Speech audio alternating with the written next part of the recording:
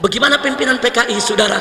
Musso dan Alimin dibuang ke Moskow, bukan di penjara, saudara. Dibuang ke Moskow atas pemerintahan Uni Soviet. Di Moskow dia punya rumah, di Moskow punya mobil, di Moskow dia dapat gaji, saudara. Agen KGB, agen rahasia Uni Soviet. Lalu bagaimana dengan rakyat, petani dan buruh, saudara, yang diprovokasi, yang dihasut untuk melakukan kerusuhan? Mereka diberondong oleh Belanda, dibantai oleh Belanda, dibunuh oleh Belanda. Berapa ribu yang mati, dan 13.000 orang ditangkap, dibuang ke Irian, Papua sana, saudara. Dipaksa kerja keras, rodi. Nggak sampai di situ, petani-petani ditangkapi, ditembak satu persatu, mayatnya digantung di jalan-jalan, saudara. Insya Allah. Jadi di sini juga anak-anak PKI jangan coba-coba mengatakan kami pejuang, kami revolusioner. Dulu orang-orang tua kami melawan Belanda. Dulu PKI melawan Belanda bukan untuk memerdekakan Indonesia. Dulu PKI melawan Belanda, saudara, mereka hanya menjadi alat Uni Soviet untuk menggulingkan pemerintahan kapitalis di Eropa untuk diganti dengan pemerintahan komunis. Buruh dan tani hanya dijadikan korban, buruh dan tani hanya dijadikan bemper. Kurang ajar ini PKI, saudara. Begitu saya mau tanya semua yang dari sini, kalau gitu PKI likik tidak? Likik tidak? Mengorbankan rakyat, buruh, petani, jahat tidak? Zalim tidak? Itu yang mereka lakukan, saudara. Baca manifesto PKI, mana ada untuk memerdekakan Indonesia? Enggak ada, saudara. Akhirnya di tahun 1927, setelah PKI melakukan kerusuhan besar, dibubarkan oleh Belanda, saudara. Sejak saat itu finish PKI tidak ada, saudara. Bagaimana nasib Musso, Alimin? Tinggal di Uni Soviet, saudara. Dibina, dididik oleh KGB.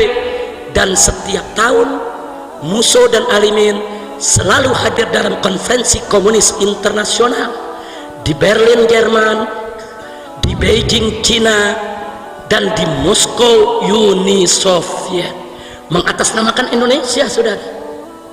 Jadi biar anda tahu ini kaki tangan Uni Soviet, tapi mereka nggak balik ke Indonesia, saudara.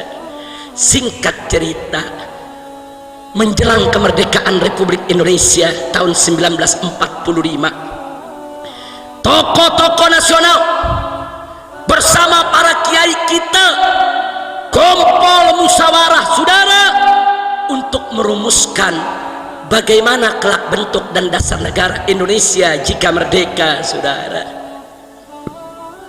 Siapa yang terlibat di sana? Satu, almarhum wal maghfurullah Kiai Haji Abdul Wahid Hashim, putra pendiri NU, Hadratus Syekh Al-Alimul Allamah Kiai Haji Hasim Asy'ari radhiyallahu taala anhu wa an jami'il muslimin. Tokoh nomor satu NU hadir, saudara, dalam musyawarah untuk melahirkan NKRI. Yang kedua adalah almarhum wal maghfurullah Kiai Haji Abdul Qahar Mudzakkir, pimpinan Muhammadiyah ketika itu, saudara. Dan yang ketiga adalah almarhum wal maghfurullah Kiai Haji Agus Salim, yang ketika itu menjadi pimpinan Sarekat Islam, saudara. Ini trio kiai, ini trio ulama, saudara, luar biasa. Kenapa Bung Yamin, Bung Hatta berbulan-bulan berdebat dengan kiai kita tiga ini untuk bicara dasar negara? Nggak menang, saudara. Nggak menang. Bagaimana Bung Hatta, Bung Karno, Bung Yamin mau menang berdebat sama kiai yang hafal Quran? Al-Quran 30 juz dihafal, apalagi Pancasila 5 butir. Betul? Betul? Makanya nggak menang, saudara. Bung Hatta, Bung Karno, Bung Yamin ngotot Indonesia harus menjadi negara sekuler, saudara. Sebagaimana tadi Ibu Nyai, wakil bupati kita mengatakan negara nggak bisa dipisah dari agama. Itu prinsip NU dari semenjak berdiri, saudara. Ketika itu Bung Hatta, Bung Karno, Bung Yamin minta negara-negara, agama-agama, politik-politik, agama-agama nggak boleh ada, ini harus menjadi negara sekuler. Ditentang oleh Kiai Haji Wahid Hasim, ditentang oleh Kiai Haji Agus Salim, ditentang oleh Kiai Haji Abdul Qahar Mudzakkir. Tiga ulama ini bersatu, saudara, supaya Indonesia lahir tetap ada di agama. Akhirnya mereka berhasil bahwa Indonesia negara berdasarkan ketuhanan.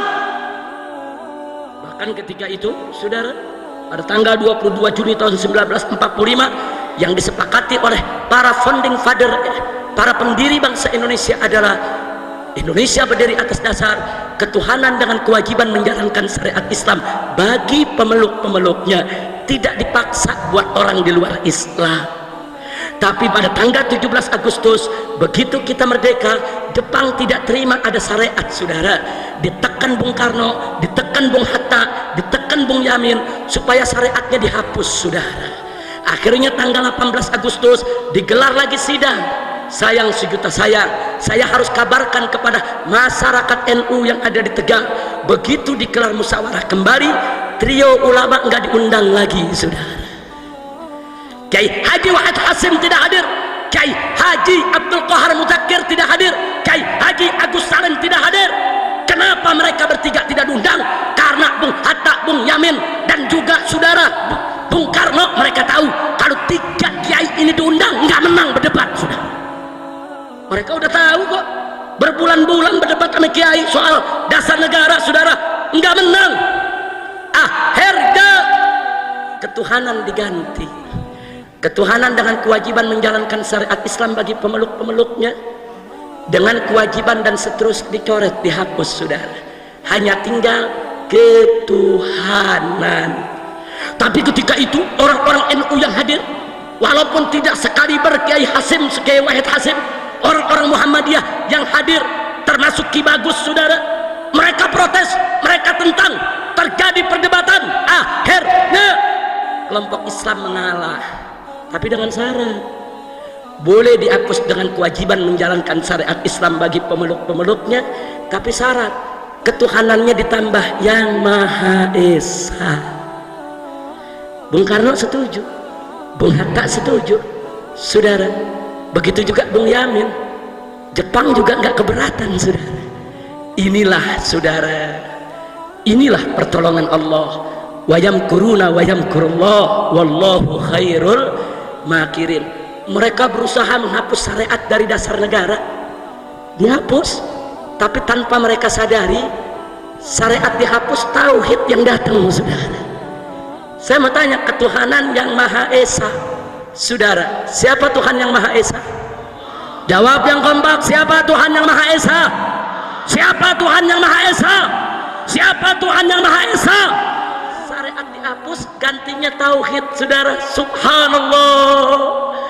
Jepang nggak sadar, saudara, syariat hilang, diganti tauhid, naik pangkat, saudara. Alhamdulillah.